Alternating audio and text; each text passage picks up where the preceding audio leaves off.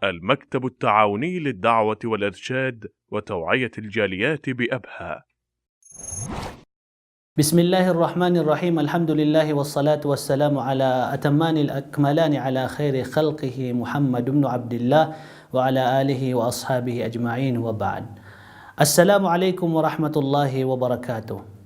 Mga minamahal kong kapatid sa pananampalatayang Islam, ang ninanais ko pong paksa sa inyo sa ngayon ay ang dalawang bagay na kung saan ito yung magiging dahilan upang maging katanggap-tanggap sa isang Muslim ang kanyang mga gawaing pagsamba.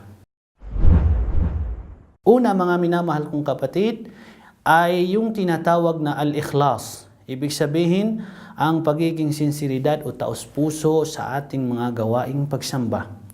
Sinabi ni Umar radiyallahu anhu, sami'tu Rasulullah sallallahu alayhi wa sallam yaqul, innamal a'malu binniyat wa innama likulli imri'in ma nawa. Faman kanat hijratuhu ila Allah wa rasulih fahijratuhu ila Allah wa rasulih. Wa man kanat hijratuhu ila dunya yusibuha aw imra'atin yankihuha fahijratuhu ila ma hajara ilayh. Si Umar radiyallahu anhu nagsalaysay, sinabi niya, narinig ko ang mahal na propeta Muhammad sallallahu alaihi wasallam na nagsabi, tunay na ang mga gawain ay nakasalalay sa intensyon ng tao o kanyang layunin sa kanyang gawaing pagsamba.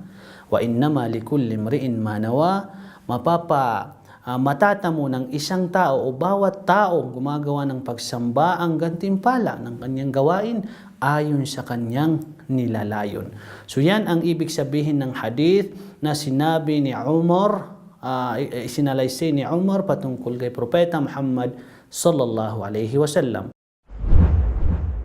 Pangalawa, mga minamahal kong kapatid sa pananampalataya, ay al-mutaba'ah. Ibig sabihin, ito ay alinsunod sa mga bagay na naiparating ng mahal na propeta Muhammad sallallahu alaihi wasallam.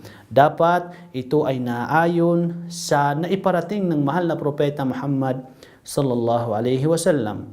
Si Aisha radiyallahu ta'ala anha ay nagsalaysay.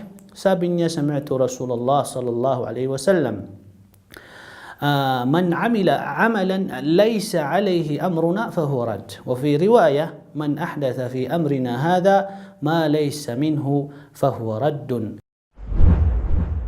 Sinabi ni Aisha, narinig ko ang mahal na propeta Muhammad sallallahu alaihi wasallam na nagsabi, ang sino man ang gumawa ng gawain na wala sa aral ng Islam ay hindi tatanggapin sa kanya. Sa ibang pagsasalaysay, ang sino man ang magbago sa Islam na wala rito ay hindi tatanggapin ng Allah subhanahu wa ta'ala sa kanya. So ganyan mga minamahal kong kapatid sa pananampalatayang Islam, dalawang bagay na dapat isaalang-alang ng isang Muslim sa kanyang mga gawaing pagsamba nang sa ganon ay tanggapin sa kanya ng Allah ang kanyang mga gawaing pagsamba.